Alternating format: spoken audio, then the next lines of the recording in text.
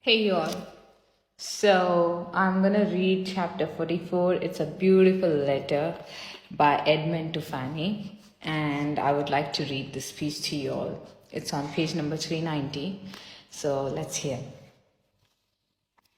My dear Fanny, excuse me that I have not written before. Crawford told me that you were wishing to hear from me, but I found it impossible to write from London and persuaded myself that you would understand my silence. Could I have sent a few happy lines, they should have not been wanting, but nothing of that nature was ever in my power. I am returned to Mansfield in a less assured state than when I left it.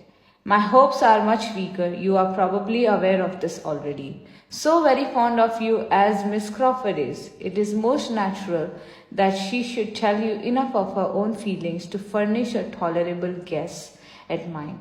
I will not be prevented, however, from making my own communication. Our confidences in you need not clash. I ask no questions. There is something soothing in the idea that we have the same friend and that whatever unhappy differences of opinion may exist between us, we are united in our love of you. Beautiful, isn't it? It will comfort to me to tell you how things now are and what are my present plans, if plans I can be said to have. I have been returned since Saturday. I was 3 weeks in London and saw her for London very often.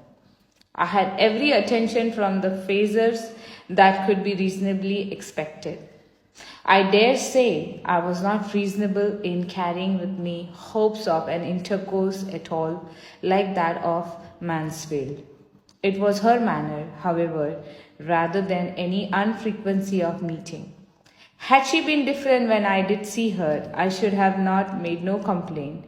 But from the very first she was altered. My first reception was so unlike what I had hoped, that I had almost resolved on leaving London again directly. I need not particularize. You know the weak side of her character and may imagine the sentiments and expressions which were torturing me. She was in high spirits and surrounded by those who were giving all the support of their own bad sense to her lively mind. I do not like her, Mrs. Fraser. She is cold-hearted, vain woman who has married entirely from convenience and though evidently unhappy in her marriage's places and her disappointments, not to fault of judgment or temper. I'll stop here. Thank you all. Love you all. Bye-bye.